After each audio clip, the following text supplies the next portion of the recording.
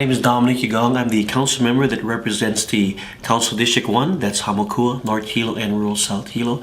Thank you for this opportunity to talk about issues that are facing our district and the island. One thing that's very hot on the fire right now is a bill called Bill 132. It's a bill that I introduced. It's being referred to as a transparency bill.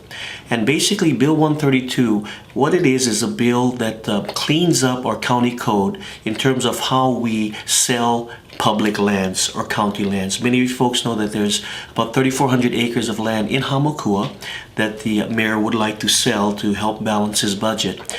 Although that's a separate issue, Bill 132, I think everyone recognizes, has a lot to do with the Hamakua lands. Bill 132 basically asks three things. It says that the mayor can continue to go in and look to dispose of these properties through sealed bids, negotiations, or auction. However, he cannot finalize the deal until he first come back to the council and provide us with three things. Number one, who the land is being sold to, for how much, and what is the intended purpose. And the purpose of that bill is to provide an opportunity for the mayor to come back with the plans, disposition plans for that land, to give the county council an opportunity to review those plans, but more importantly, to give the people, the public, an opportunity to take a look at what the mayor has worked out with a prospective buyer, and to see whether or not we agree that the property should be sold for that purpose and for that amount. And it's called the transparency bill, or being referred to that, because it gives people an opportunity to see what government is doing. Unfortunately, it's been a very tough battle for me in regards to that bill. We did take a vote last week, Tuesday. The vote turned out 4 in favor, 3 against. Unfortunately, I need 5 votes to pass the bill. So on October 7th, the bill will be heard one more time at the council meeting. And what we're hoping is that we can get that 5th vote to pass Bill 137, because we certainly believe that the people are the ones that own the land. You are the landlords of these properties. You should have an opportunity to scrutinize and review the deal before we finalize it. Because the way the law reads now, once the mayor gets the authority to sell the lands, he can take it from start to finish. And at the end, if it's a deal that may not be in our best interest, it'll be too late. So Bill 132 allows you, the public, to weigh in on it. So I really ask you to call the council members and call the mayor and try to encourage people to support this transparency bill, because it doesn't change the mayor's ability to do what he wants to do in terms of trying to sell land, but it brings transparency to the process, and I think that's very important. Okay. I read something about some legal issues that needed to be resolved in terms of the land, that the Hawaiians themselves would not sell the land, that they would lease the land, and there was a lease. There was an idea that it was originally leased out.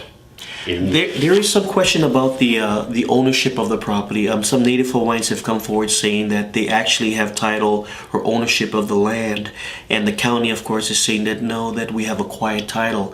But the one thing I think the council did that I thought was very good is they said that we can't sell land that we don't own, or at least we need to know for sure. So what we did was, when the mayor brought forth his resolution that would give him the authority to sell the lands, the council postponed that till October 20th, and it would give us that time to have the Native Hawaiians come forward with their documentation and to kind of tell our corporation council, this is the reason why the land is still owned by their family.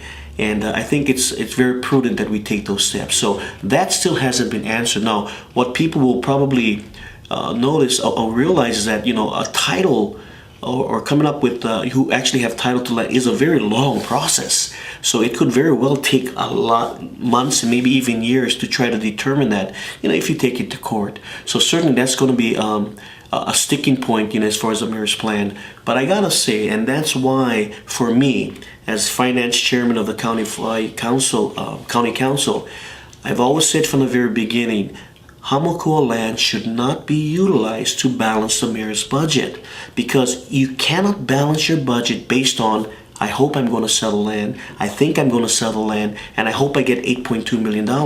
You put the county in a very risky position by doing that. And now with these Native Hawaiians coming forward saying, hey, wait a minute, you don't own the land, it puts the county in a very precarious situation. So I wish that my advice was taken earlier on, where we put the Hamakua lands, take it out of the budget process, and we just take the necessary budget cuts that I think all businesses have done to deal with this, economic times. But unfortunately, it was passed that the Hamakua lands is part of Balance in the Mayor's budget. But I think it's going to prove to be a very risky roll of the dice that's going to come back and bite this administration and this county. And that means it really puts the people in a very precarious situation. So I thought that was very dangerous. Right. I read in the paper this morning that the amount of money that he expected to get from the sale and what actually might happen is way out of sync, that this property is not worth that much anymore. Well, the bottom line is when you sell property, you don't want to sell it at a time when it's economically the worst time to sell land. People are buying lands fire sale all over the place. And that's the problem that I have with this. If we sell the land now, in my mind, we're not going to get the $8.2 million that the mayor is requesting. But more importantly, we'll be giving these lands away. It'll be at a fire sale. And for what? To balance this year's budget. So what does that mean? Does that mean next year, when we face another $40-50 million shortfall, what do we sell next? Do we sell Liliuokalani Park? Do we sell the Sally Luhal house? I mean, you do not sell your assets in a time of an economic crunch. What you do is you reduce your expenditures. And unfortunately, we didn't take that very strong stand to do so. So, I don't think we are going to get the kind of money that you would hope if you're going to sell county property. But the bottom line is we shouldn't be selling the land to begin with. That's my feeling. Okay.